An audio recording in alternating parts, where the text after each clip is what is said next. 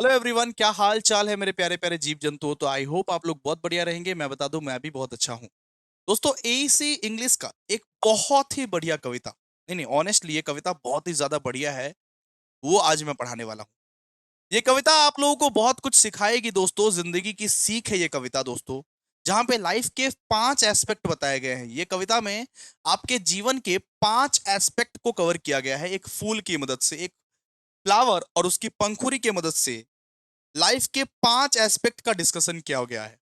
ये कविता सच में बहुत ही अच्छा है। आराम से सुनिएगा, ध्यान से सुनिएगा। और अगर अपने भैया को लाइक, सपोर्ट, शेयर, सब्सक्राइब नहीं कर रहे हो ना, गलत कर रहे हो। गलत कर रहे हो, क्योंकि तुम्हारे अभिषेक भैया तुम्हारे लिए दिन रात सुबह शाम मेहनत कर रहा है कि कभी टैक्स का मैराथन, कभी कॉस्ट का मैराथन, कभी इंग्लिश, कभी हिंदी। इतना जो मेहनत करता है तो वो डिजर्व तो करता है ना कुछ। गाइस, मैं जो डिजर्व करता हूं मुझको वो मिल नहीं पा रहा है, इसीलिए आप लोग काइंडली सपोर्ट कीजिए, काइंडली लाइक, शेयर, कमेंट कीजिए दोस्तों। मेरे पास उतने पैसे नहीं है कि पीआर टीम हायर करके कमेंट करवाऊं, तो आप ही लोग हो मेरे पीआर टीम। आप ही लोग हो मेरे प्रमोशन टीम। जो कुछ भी हो आप ही लोग हो। मैं आप ही के सहारे में जी रहा हूं दोस्तों। तो काइंडली अपने इस टीचर को, अपने इस भैया को सपोर्ट कीजिए। आपका सपोर्ट का बहुत ज्यादा रिक्वायरमेंट है। एक टीचर को अगर एक स्टूडेंट सपोर्ट कर देता है ना, तो टीचर का मन एकदम गदगद फूल जाता है। तो अगर आपको लग रहा है कि आपके लाइफ में थोड़ा सा भी मैं वैल्यू क्रिएट कर रहा हूं, कुछ भी 1% भी मैं मदद कर रहा हूं, तो काइंडली गाइस एक कमेंट, एक लाइक, एक शेयर, एक हाइप, ज्यादा कुछ मत करना। बस अपने कॉलेज ग्रुप में ये पहुंचा देना, ये वीडियो, ठीक है। Thank you so much guys, thank you so much. चलिए, आई होप आप लोग ये सब करोगे। ओके। तो आज अपने लोग एक ऐसा कविता के बारे में पढ़ने वाले हैं, जो कविता आप लोगों को लाइफ के बारे में बहुत कुछ सिखाएगी दोस्तों। अपना लाइफ के 5 एस्पेक्ट के बारे में बताएगी। आराम से सुनना ये कविता। ये कविता बहुत सारे टीचर्स का समझ में नहीं आएगा तुमको, किसी का भी समझ में नहीं आएगा। बहुत ये कॉम्प्लेक्स कविता है। इसमें मेटाफोर ही मेटाफोर है बहुत सारा, ठीक है। तो आराम से समझना ये कविता को। तो लाइफ को लिखा गया है पुरुषोत्तम लाल के द्वारा। अब पुरुषोत्तम लाल का सबसे पहले इंट्रोडक्शन पढ़ेंगे। तो पुरुषोत्तम लाल को अपने लोग प्यार से ना पी लाल भी बोलते हैं, ठीक है। तो लाइफ के जो रचयिता है इस ब्यूटीफुल सा पोयम, इस ब्यूटीफुल सा पोयम को जो लिखा गया है, उनका नाम है पी लाल। और पीलाल के बारे में अभी हम लोग पढ़ने वाले हैं। तो पीलाल का मतलब ये नहीं कि प्यारे लाल रे, प्यारे लाल रे, नहीं नहीं, प्यारे लाल नहीं। पीलाल मतलब पुरुषोत्तम लाल। लाइफ को लिखा गया है पुरुषोत्तम लाल के द्वारा। इनका चेहरा आप देख सकते हो, इनका फेस आप देख सकते हो, यही थे पुरुषोत्तम लाल। अब सबसे पहले बात करेंगे कि इनका जन्म कब हुआ। तो पुरुषोत्तम लाल का जन्म 1929 को हुआ है। तो पुरुषोत्तम लाल का जन्म जो है 1929 को इसका बर्थ हुआ है। अरे रुको भाई, इंट्रोडक्शन पढ़ोगे, ये एमसीक्यूज में आएगा, ये सब एमसीक्यूज में आएगा, इसीलिए मैं पढ़ा रहा हूं। तो पोएट के बारे में थोड़ा पढ़ लीजिए आप लोग, ठीक है। तो पुरुषोत्तम लाल का जो जन्म है वो 1929 को हुआ है, और 2010 को इनका निधन हो गया, मतलब ये मृत्यु हो गए, ठीक है। तो 1929 को ये पुरुषोत्तम लाल का बर्थ हुआ है, और 2010 को इनका डेथ हो गया। 2010 को इनका डेथ हो गया। इनको प्यार से लोग पी लाल बोलते थे। ये पुरुषोत्तम लाल जो है, इनको प्यार से लोग पी लाल बोलते थे। और ये एक फेमस इंग्लिश के टीचर थे। जैसे आपके अभिषेक भैया टीचर है, वैसे ही ये जो पी लाल थे, वैसे ही ये जो पुरुषोत्तम लाल थे, वो इंग्लिश के टीचर थे। क्या थे? इंग्लिश के टीचर। और फिर यहां पे दिया हुआ, he was also a noted English poet, essayist and translator and publisher. मतलब यहाँ पे ये बोला गया है कि वो पोएट भी थे, ऐसे भी लिखते थे, वो ट्रांसलेटर भी थे और पब्लिशर भी थे। वो क्या क्या थे? वो पोएट भी थे, एसेस भी लिखते थे, एसेस मतलब पैराग्राफ्स भी लिखते थे, ट्रांसलेटर भी थे और पब्लिशर भी थे। He is best known for the English translator of the Mahabharata. इन्होंने महाभारत को इंग्लिश में ट्रांसलेट किया है। महाभारत जो है, इन्होंने उसको इंग्लिश में ट्रांसलेट किया है। इन्होंने उसको इंग्लिश में ट्रांसलेट किया दोस्तों। तो पी लाल का यही था इंट्रोडक्शन, इतना तक ही था इंट्रोडक्शन। तो सबसे पहले लाइफ का रचयिता कौन है? लाइफ का रचयिता है पुरुषोत्तम लाल। इनको प्यार से पीलाल बुलाया जाता है। इनका जन्म हुआ था 1929, इनका डेथ हुआ था 2010, ठीक है। और ये इंग्लिश के बहुत ही अच्छे टीचर थे। इंग्लिश के टीचर थे, जैसे आपके अभिषेक भैया ये कॉमर्स के टीचर हैं, वैसे ये इंग्लिश के टीचर थे। ही was also a noted English poet. ये अच्छे इंग्लिश पोएट है, ऐसे भी लिखते थे, ट्रांसलेटर भी है और पब्लिशर भी है ये, ठीक है। और ये अपने महाभारता के इंग्लिश ट्रांसलेशन के लिए जाने जाते हैं। ये वही शख्स है, ये जो पीलाल है, ये वही इंसान है जो महाभारत को इंग्लिश में ट्रांसलेशन किया था, जिसको आप लोग गीता बोलते हो ना, गीता गीता। तो जिन्होंने महाभारता को इंग्लिश में ट्रांसलेट किया है, ये वही शख्स है। ठीक है, तो आइए इस पोयम का आप शुरुआत करते हैं। पी लाल के बारे में तो इंट्रोडक्शन हम लोग ये पढ़ लिए। तो पी लाल का मतलब प्यारे लाल नहीं। चलो आ जाओ, अब पढ़ते हैं। ये पोयम को बहुत डीपली समझना पड़ेगा।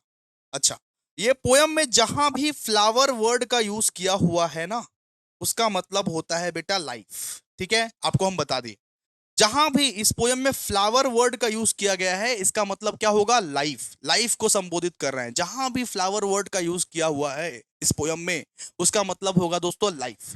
आइए इस पोयम को बहुत ही बेहतरीन तरीके से समझेंगे। सबसे पहला लाइन में लिखा हुआ है, is a flower of 5 petals, love is the first. यहां पे बोला गया है कि एक फूल में 5 पंखुड़ी रहती है। एक फूल में 5 पंखुड़ी रहती है। एक फूल में 5 पंखुड़ी रहती है। जो एक फूल तुम हाथ में लेते हो तो उसके 5 पंख रहते हैं। उसमें से सबसे पहला वाला पंख है लव, प्यार। एक फूल जो तुम देखते हो उसमें 5 पंखुड़ी रहती है। तो जब जब मैंने क्या बोला, जब जब फ्लावर देखोगे तब तब लाइफ समझना। मतलब एक लाइफ के 5 एस्पेक्ट होते हैं। यहां पे कवि कहना चाह रहे हैं कि लाइफ के 5 एस्पेक्ट हो रहे हैं। सबसे पहला एस्पेक्ट होता है उसका लव। सबसे पहला एस्पेक्ट होता है प्यार। अपना जीवन का ये 5 एस्पेक्ट है। सबसे पहला वाला एस्पेक्ट है दोस्तों प्यार, लव। तो एक फूल में ये 5 पंखुड़ी रहती है और पहला वाला पंखुड़ी का नाम है दोस्तों लव। একটা ফুলে একটা ফুলে 5টা पंखुड़ी থাকে এন্ড প্রথম প্রথম पंखुड़ीর নাম হচ্ছে ভালোবাসা। ठीक है, तो एक फूल में 5 पंखुड़ी रहता है। उसका सबसे पहला वाला पंखुड़ी क्या है? लव। फिर क्या दिया हुआ देखिए, where a lusting bee settles quenching thirst. Lusting का मतलब क्या होता है? जो प्यासा, मतलब अंदर का जो प्यास। लस्टिंग का मतलब क्या होता है? Sexual desires. सीधा सा स्ट्रेट वर्ड में बोल रहा हूं। लस्टिंग का मतलब क्या होता है? Sexual desires. कि सबसे पहले यहां पे बोला गया है एक फूल में 5 पंखुड़ी रहता है, जहां मतलब कि जिसमें प्यार सबसे पहला वाला पंखुड़ी है। उसी प्यार का लोग फायदा उठाते हैं। उस फूल पर एक मधुमक्खी बैठती है। उस फूल पर एक प्यासा मधुमक्खी बैठती है और अपना डिजायर्स को कंप्लीट करती है और वो मधुमक्खी उड़ के चली जाती है। लेकिन उस फूल का क्या? उस फूल का क्या? एक फूल में 5 पंखुड़ी रहती है। सबसे पहला वाला पंखुड़ी का नाम है लव। उस लव के ऊपर, उस लव का फायदा उठाती है एक मधुमक्खी। उस फूल पर एक लस्टिंग बी बैठती है और उस फूल का पूरा फायदा उठाती है और उस फूल को बाद में छोड़ के चली जाती है। अपना सेक्सुअल डिजायर्स को कंप्लीट करके चली जाती है। तो यहाँ पे कवि ये बोलना चाहा है कि आजकल का जो दुनिया है, लव लव लव, आजकल सब कुछ फेक लव चल रहा है। लोग अपने डिजायर्स को कंप्लीट करने के लिए, लोग अपने सेक्सुअल डिजायर्स को कंप्लीट करने के लिए लव करते हैं, प्यार का बहाना करते हैं। और प्यार तो करते हैं, बोलते हैं कि हम तुमको बहुत प्यार करते हैं, हम तुम्हारे लिए चांद तारे सब कुछ ला सकते हैं। लेकिन वो असली प्यार नहीं होता है। ज्यादातर केसेस में आप देखोगे कि वो सेक्सुअल डिजायर्स पूरा करके एक अगले बंदे को छोड़ के चला जाता है। यहां पे वही चीज बोला गया है। मीनिंग है भाई, मीनिंग है। Where a lusting bee settles and quenching thirst. अपनी प्यास को मिटा के वो चला जाता है। उस फूल को छोड़ के, उस फूल को मुरझाता हुआ छोड़ के चला जाता है। तो वैसे ही आपका लाइफ है। एक लाइफ में एक बंदा आता है या एक बंदी आती है नॉर्मली। वो अपने डिजायर्स को कंप्लीट करके वो उसे छोड़ के वो चले चले जाते हैं। मतलब आप लोगों का आजकल की जिंदगी में बहुत कोई फायदा उठाएगा और फायदा उठा के लोग छोड़ के चले जाते हैं। यहां पर यही चीज बोला गया है। ठीक है, फिर यहां पे बोला गया है कि एक फूल में 5 पंखुड़ी रहती है। तो पहला वाला पंखुड़ी का नाम है लव। फिर यहां पे बोला गया है फेथ इज द सेकेंड। दूसरा पंखुड़ी का नाम है फेथ। फेथ मतलब भरोसा। फेथ मतलब भरोसा। और वो भरोसा आजकल किसी किसी पे रहा ही नहीं है। आजकल आप किसी पे भरोसा नहीं कर पाते हो। कि पहले के जमाने में जितना लोग भरोसा करते थे, जितना लोग ट्रस्ट करते थे, वो ट्रस्ट खत्म हो जा रहा है। बिकॉज आजकल आजकल ये भरोसा करने वाला आदमी कोई है ही नहीं। तो यहां पे देखिए ना, faith is the second a drooping treasure when reknocked in a fastidious measures. मतलब यहां पे ये बोला गया है कि आजकल अ, फूल फूल का जो है सेकंड वाला पंखुड़ी है फेथ। मतलब लाइफ का सेकंड एस्पेक्ट है फेथ। फेथ का मतलब भरोसा। लेकिन आजकल कोई किसी पे भरोसा नहीं करता, क्योंकि भरोसा करने की कोई लायक रहा ही नहीं है। आजकल कोई भरोसा करने के लायक है ही नहीं, इसीलिए आजकल कोई किसी पे भरोसा करता ही नहीं है। लेकिन पहले के ज़माने में कितना कोई ब्लाइंडली ट्रस्ट कर लेता था किसी पे, क्योंकि वो ट्रस्ट करने के काबिल था। लेकिन आजकल कोई किसी पे भरोसा नहीं कर सकता है, ठीक है? फिर थर्ड थर्ड लाइन में बोला गया है, थर्ड लाइन में बोला गया है, होप इज़ अ थर्ड। तो फूल का जो तीसरा वाला पंखुड़ी है उसका नाम है आशा। लाइफ का जो थर्ड एस्पेक्ट है, फूल का मतलब क्या है? लाइफ। लाइफ का जो थर्ड एस्पेक्ट है उसका मतलब है आशा, आशा, होप। और यहां पे लिखा हुआ है hope, hope is a third brooding breast where a blood spattered bird it takes rest. तो तो ब्रूडिंग ब्रीस्ट का मतलब क्या होता है? ब्रूडिंग ब्रीस्ट का मतलब है कि दिल में बहुत दुख है। ये जो दिल है ना, उसमें बहुत दुख है, बहुत ये डिप्रेशन है। मतलब फूल का जो तीसरा वाला पंखुड़ी है उसका नाम होता है बेटा होप, आशा। फूल का जो तीसरा वाला पंखुड़ी है वो आशा है। और वैसे तो अपने दिल में बहुत सारे दुख है, वैसे तो अपने दिल में बहुत सारे डिप्रेशन है, लेकिन कभी ना कभी वो डिप्रेशन जरूर जाएंगे, कभी ना कभी वो डिप्रेशन जरूर शांत होंगे। Where a blood spattered bird takes rest. वैसे तो जिंदगी में बहुत सारे दुख है, वैसे तो जिंदगी में बहुत सारे डिप्रेशन है, लेकिन आशा है कि कभी ना कभी हम बहुत सक्सेसफुल बनेंगे। आप ही लोग आज अपने अपने अपने अपने दिल में कितने सारे दुख, कितने कितने सारे डिप्रेशन लेके घूमते हो कि हम लाइफ में कुछ कर पाएंगे कि नहीं कर पाएंगे, कुछ बन पाएंगे कुछ नहीं बन पाएंगे। लेकिन आपके अंदर क्या है बेटा? आपके अंदर अगर आशा है, आपके अंदर उम्मीद है, आपको अगर अपने आप पर भरोसा है बेटा, तो आप ये सोचते हो, आप ये होप करते हो कि होप, मैं ये होप करता हूं कि मैं सीए बन जाऊं, सीएस बन जाऊं, सीएमए बन जाऊं। आपके दिल में बहुत तकलीफ है, आपके दिल में बहुत डिप्रेशन है, लेकिन आप एंड ऑफ द डे यही सोचते हो, यही आशा करते हो, आशा करता हूं कि मेरे सारे के सारे दुख मिट जाए, मेरे सारे के सारे दुख हट जाए, मैं सक्सेसफुल बन जाऊं। तो यहां पे वही बोला गया है, लाइफ का थर्ड एस्पेक्ट है होप। और किसी को होप अपना नहीं हारना चाहिए, किसी को आशा नहीं हारना चाहिए, हमेशा आशा करते रहो। अगर आज तुम अनसक्सेसफुल हुए हो तो कल को जरूर तुम सक्सेसफुल हो जाओगे, अगर तुम्हारे अंदर होप रहा तो। यहां पे बोला गया ये होप इज द थर्ड, जहां पे दिल में बहुत दुख है, बहुत ज्यादा डिप्रेशन है, लेकिन फिर भी हम होप लगाए बैठे हैं, फिर भी हम आशा लगाए बैठे हैं कि फ्यूचर में सब कुछ ठीक हो जाएगा, फ्यूचर में सब कुछ नॉर्मलाइज हो जाएगा, फ्यूचर में हम सक्सेसफुल बन जाएंगे। आज अगर अनसक्सेसफुल बने हैं तो कोई दिक्कत नहीं, आज अगर सप्ली आया है, फेल हुए हैं, कोई दिक्कत नहीं, फ्यूचर में हम सब कुछ ठीक कर देंगे। तो फूल की ये तीसरी पंखुड़ी का नाम है होप, आशा, यानी लाइफ का तीसरा एस्पेक्ट है होप। फिर फोर्थ दिया हुआ है कि द फोर्थ, गाइस अगर आप लोगों को समझ में आ रहा ना, अगर कमेंट नहीं कर रहे हो ना, बहुत पाप लगेगा भाई।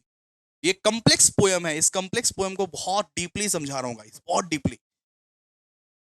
आप लोग काइंडली समझो और काइंडली एक बार कमेंट करो, लाइक करो, शेयर कर दो, कॉलेज ग्रुप में बस शेयर कर दो, और कुछ नहीं, कॉलेज कॉलेज ग्रुप में शेयर कर दो बस, ठीक है? चलो आ जाओ। फोर्थ, फोर्थ क्या है? So the fourth I can not see. यहाँ पे बोला गया है कि फूल की तो 5 पंखुड़ी है, तो हमने 3 का ऑलरेडी चर्चा कर लिया, love is the first, faith is the second, hope is the third. और बोला कि चौथी पंखुड़ी तो हमको दिख ही नहीं रही है। फूल का जो चौथा पंखुड़ी है वो तो हमको दिख ही नहीं रहा है, वो तो हमको दिख ही नहीं रहा है। कि बस हमको एक छोटी सी हाथ दिख रही है, बस उसमें से हमको छोटी सी कोशिश दिख रही है। इसका मतलब क्या होता है? इसका मतलब हम आपको दिखा रहे हैं, हम पहले रीड कर लेना है, उसके बाद बता रहे हैं, ठीक है? So the fourth I cannot see only a limp hand stretches endlessly for the touch of the land. मतलब हमको फोर्थ वाला पंखुड़ी तो दिख ही नहीं रहा है, बस एक छोटा सा हाथ दिख रहा है कि वो बहुत ज्यादा कोशिश कर रहा है कि लैंड को वो टच कर पाए, वो बहुत एफर्टलेसली कोशिश कर रहा है कि वो लैंड को टच कर पाए। इसका मतलब ये है कि जैसे पहले लोग मेहनत किया करते थे उस तरीके से आज का जनरेशन मेहनत वेहनत नहीं करता है। कि जैसे पहले के जमाने के लोग मेहनत वेहनत किया करते थे उस तरीके से आज का जनरेशन का लोग मेहनत नहीं करते हैं। जैसे हमारे ही जमाने का अगर बात करूं तो हमारे जमाने में ना यूट्यूब हुआ करता था, ना सजेशन हुआ करता था, ना कुछ हुआ करता था। इतने मोटे मोटे बुक्स होते थे, उसको पढ़ के एग्जाम एग्जाम देने वो जाना पड़ता था। तो हम लोग अपने सजेशंस खुद क्रिएट करते थे दोस्तों। लेकिन आजकल क्या है? आजकल पूरा शॉर्टकट वाला दुनिया है। एग्जाम के डे डे डे बिफोर पढ़ेंगे हो जाएगा, एग्जाम के 2-3 दिन पहले पढ़ेंगे हो जाएगा। लेकिन पहले क्या था? 6-6 महीना पहले, 1-1 साल पहले पढ़ना पड़ता था, ठीक है? मतलब यहाँ पे ये बोला गया है कि पहले के जमाने के लोग बहुत ज्यादा मेहनत करते हैं, लेकिन आज तो एफर्ट्स ही नहीं दिखते हैं, एफर्ट्स ही नहीं दिखते, ओनली ए लिम्प हैंड। इसका मतलब क्या है कि एफर्ट्स दिख ही नहीं रहे हैं। अरे फोर्थ वाला पंखुड़ी तो दिख ही नहीं रहा है, बस एक छोटी सी कोशिश, बस एक हाथ का हिस्सा दिख रहा है, बस एक छोटी सी कोशिश दिख रहा है। स्ट्रेचेस एंडलेसली फॉर द ये टच ऑफ द लैंड। लेकिन अच्छी बात यही है कि आप लोग कोशिश बड़ा करते हो, लास्ट में भी पढ़ते हो, एंड में भी पढ़ते हो, एंड टाइम में भी पढ़ते हो, तो आप लोग उसमें बहुत कोशिश करते हो। अगर मैं सारे के सारे वन शॉट्स ला दिया तो सारे के सारे वन शॉट्स बहुत शिद्दत से देखोगे, एफर्टलेसली कोशिश करोगे। तो फोर्थ वाला स्टैंजा में यही यही बोला गया है कि आजकल के बच्चे लोग उतना एफर्ट नहीं लगाते हैं, आजकल के लोग उतना एफर्ट्स नहीं लगाते हैं जितना पहले के जमाने के लोग लगाया करते थे। एफर्ट्स ही नहीं दिख रहा है यहाँ पे, ये पोएट को आप लोगों का एफर्ट्स ही नहीं दिख रहा है, आपका बस एक छोटा सा हाथ, लिम्प हैंड दिख रहा है, बिकॉज सब कुछ तो बना बनाया मिल जा रहा है, कोई दिक्कत नहीं है। लेकिन वो छोटी सी हाथ भी बहुत कोशिश करता है कि मैं अपने रास्ते तक पहुंच पाऊं, मैं अपने गोल तक पहुंच पाऊं। फिर भी आप इतनी सी कोशिश भी करते हो, तो आप ये कोशिश करते हो, मतलब एंड डे पे भी पढ़ के आप ये कोशिश करते हो कि किसी भी तरीके से मैं पास हो जाऊं। आप यही ना सोचते हो कि सेमेस्टर 3 एग्जाम के 2 दिन पहले पढ़ने बैठे, और यही ना आप सोचते हो किसी भी तरीके से बस पास हो जाऊं, तो आप बड़े एफर्टलेसली कोशिश करते हो। यही कोशिश अगर सेमेस्टर के स्टार्टिंग में करते तो बेटा क्या दिन होता तुम्हारा, तुम तो टॉपर होते। 2 दिन 3 दिन पढ़ के आप लोग कमाल करते हो। ठीक है, यहाँ पे वही चीज बोला गया, the fourth I can not see, मतलब लाइफ के ये चौथी जो पंखुड़ी है उसको तो मैं देख ही नहीं पा रहा हूँ, बस एक छोटा सा हाथ दिख रहा है जो बहुत कोशिश कर रहा है, stretches endlessly for the touch of the line, जो बहुत कोशिश कर रहा है अपना मुकाम तक हासिल पाने के लिए, अपना मुकाम को हासिल करने के लिए, अपना गोल को हासिल करने के लिए बहुत कोशिश किए जा रहा है, किए जा रहा है, किए जा रहा है। ठीक है, फिर यहाँ पे बोला गया है द फिफ्थ लुक wrapped, मतलब फूल की तो पांच पांच पंखुड़ी रहती है, फूल की तो पांच पंखुड़ी रहती है, मतलब लाइफ का तो ये 5 एस्पेक्ट रहता है। सबसे सबसे पहला एस्पेक्ट है लव, दूसरा एस्पेक्ट है फेथ, फिर तीसरा एस्पेक्ट है होप, और चौथा एस्पेक्ट है जिसको आपने देखा ही नहीं, जिसको आप देख ही नहीं पा रहे हो, सिर्फ लिम्ब हैंड दिख रहा है, सिर्फ छोटा सा हाथ दिख रहा है, छोटा सा हाथ। और बोला कि फिफ्थ वन तो दिख ही नहीं रहा, वो ढका हुआ है। फिफ्थ वन क्या है, ढका हुआ है। जैसे ये पेन को मैंने ढक दिया, ये पेन को मैंने ढक दिया, तो ये ऐसे करके बोल रहा है कि फिफ्थ वन तो ढका हुआ है। फूल की जो पांचवी पंखुड़ी है, लाइफ का जो फिफ्थ एस्पेक्ट है, वो तो ढका हुआ है, वो दिख ही नहीं रहा है, वो ढका हुआ है एक एक टेरिबल बुक के चक्कर में। अब टेरिबल बुक मतलब क्या होता है पता है? ये टेरिबल बुक बोला गया है गीता या फिर कुरान को या फिर कोई भी रिलीजियस बुक्स को। जैसे आजकल के पंडित लोग जो हो गए या मौलवी लोग जो हो गए, ठीक है, आजकल के पंडित लोग जो हो गए या मौलवी लोग जो हो गए, वो अपने चक्कर में एक अच्छा खासा रिलीजियस बुक्स को गंदा कर देते हैं वो लोग। मतलब गीता कुरान में कुछ और लिखा हुआ है, लेकिन वो लोग अपने फायदे के लिए आपको आपको बात बात बताएंगे। मतलब गीता में नहीं कुछ लिखा हुआ है, लेकिन वो पंडित ऐसे बोलेगा कि गीता में लिखा हुआ है कि 100 ये गाय को मतलब कि गीता में लिखा हुआ है कि आप लोगों को दान दान धर्म करना पड़ेगा, सोना चांदी का दान धर्म करना पड़ेगा। मतलब आजकल आप देखोगे कि पंडित लोगों को, ये जो मतलब कि पंडित लोग जो है या मौलवी लोग जो है, वो अपने फायदे के लिए वो रिलीजियस बुक्स को भी झूठा बना देते हैं। वो अपने फायदे के लिए एक रिलीजियस बुक्स को भी गंदा गंदा गंदा कर देते हैं। यहाँ पे वो चीज बोला गया है, ठीक है। द फिफ्थ लुक्ड wrapped, मतलब इसका मतलब क्या है? फूल की पांचवी पंखुड़ी जो है वो ढका हुआ है, लाइफ का पांचवा एस्पेक्ट जो है वो ढका हुआ है, वो टेरिबल बुक से, एक बुक से ढका हुआ है, रिलीजियस बुक से ढका हुआ है। मतलब यहाँ पे ये बोला गया है कि वैसे तो रिलीजियस बुक बहुत अच्छी होती है, वैसे तो गीता कुरान बहुत अच्छी होती है, क्या हम लोग क्या गीता को इंटरप्रेट कर पाएंगे? नॉर्मल इंसान क्या गीता को पढ़ सकता है? नॉर्मल इंसान क्या कुरान को पढ़ सकता है? क्या इतनी शक्ति है कि इतना आपके पास शक्ति है क्या गीता को पढ़ लो, कुरान को पढ़ लो और उसको इंटरप्रेट कर लो? नहीं। तो हम लोग किसके पास जाते हैं? हम लोग पंडित के पास जाते हैं, हम लोग मौलवी के पास जाते हैं और बोलते हैं कि सर इसका मतलब क्या है। और वो पंडित वो मौलवी अपने फायदे के लिए कुछ भी बोलता है कि गीता में लिखा हुआ है कि 100 गाय को दान दीजिए, सोना दान दीजिए, चांदी दान दीजिए, वो पंडित, वो मौलवी अपने फायदे के लिए डोनेशंस मांगता है कि इसमें ये लिखा हुआ ये करना पड़ेगा, हालांकि ये लिखा नहीं हुआ है, हालांकि गीता वीता में ये सब कुछ नहीं लिखा हुआ है, लेकिन अपने फायदे के लिए जिससे उसको फायदा हो वो सब वो सभी चीज बताएगा। और हम लोगों को तो पता ही नहीं है कि ये बुक में क्या लिखा है। हमारे अंदर तो, ये नॉर्मल इंसान के अंदर तो ये कैपेबिलिटी नहीं है कि ये बुक को एनालाइज कर पाए, इंटरप्रेट कर पाए। लेकिन मौलवी, मौलाना लोग उसको, या या फिर हमारे वो पंडित लोग जो लोग भ्रष्ट हैं, उसको झूठ वो ठहराते हैं, सीधा सा बात। ठीक है, इसका मतलब यही है। ठीक है, मतलब वो लोग अपने फायदे के लिए, वो लोग अपने फायदे के लिए, मतलब कि पंडित हो गया, मौलाना हो गया, या कोई भी रिलीजियस लीडर हो गया, वो लोग अपने फायदे के लिए ये सारे बुक्स को गलत गलत इंटरप्रेट करके सुनाते हैं हम लोग को, ये गलत गलत इंटरप्रेट करके सुनाते हैं। तो यहां पे देखिए ना क्या लिखा हुआ है, इन दैट वो टेरिबल बुक, ये terrible man and terribly trapped है। अब टेरिबल मैन कौन है? ये पंडित, मौलाना, उसको बोलते हैं टेरिबल मैन। और टेरिबली ट्रैप्ड मतलब क्या है? तुमको फंसाया जाता है। वो पंडित, वो मौलाना कुछ भी आप लोग से बोलता है, आप लोग मान लेते हो। बोलता है 1 लाख रुपए डोनेट करना पड़ेगा, गीता में लिखा हुआ है ऐसा, आप लोग मान लेते हो। बोलते हो कि सोना में, सोना चांदी आप लोगों को डोनेट करना पड़ेगा, गीता में लिखा हुआ है। हालांकि रिलीजियस बुक्स सब कोई अच्छे होते हैं, गीता कुरान एक बार पढ़ के देखो, रिलीजियस बुक्स, लेकिन हमें पढ़ने की शक्ति नहीं है, हमें इंटरप्रेट करने की शक्ति नहीं है। हम लोग उनको पूछने जाते हैं और वो लोग सब गलत गलत बताते हैं, और हम लोगों को ट्रैप कर देते हैं। हम लोग क्या कर देते हैं बेटा? फंसा देते हैं।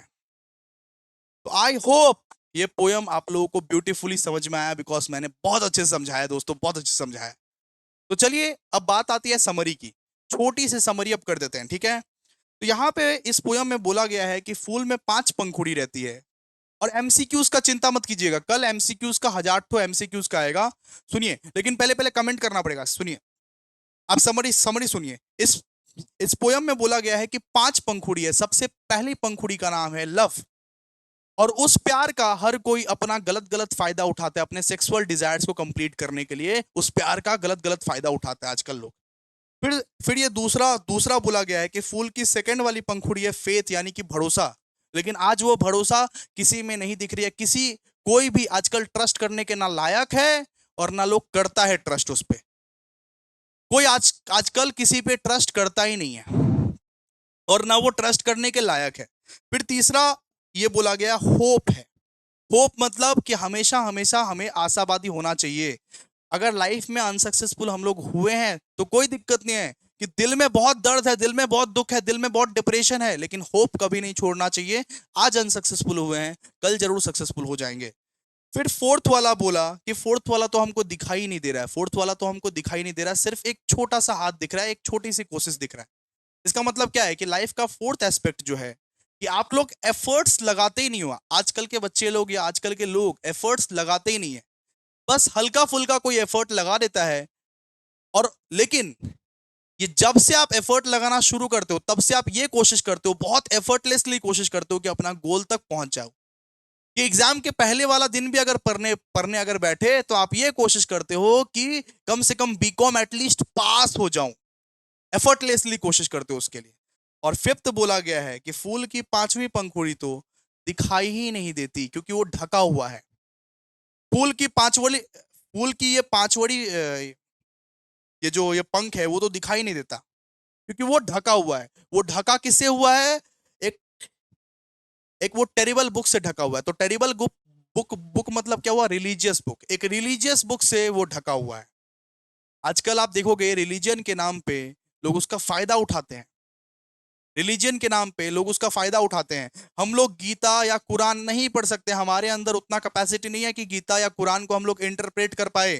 लेकिन अगर पंडित जी से पूछने जाएंगे, अगर मौलवी जी से पूछने जाएंगे, तो वो तो अपना फायदा देखेंगे, वो अपना फायदा देख के वो अपना एनालाइज करेंगे हम लोगों को।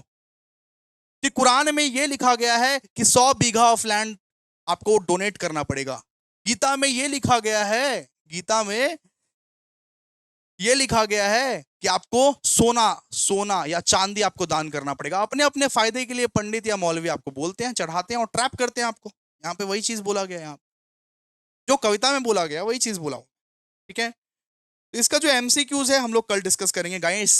काइंडली आप लोग कमेंट कीजिए, लाइक कीजिए, शेयर कीजिए अगर आपको अच्छा लग रहा है तो। ठीक है, ऐसे ऐसे कंटेंट्स पूरा यूट्यूब में नहीं मिलेगा। तो लाइक कमेंट शेयर जरूर होना चाहिए। Thank you so much.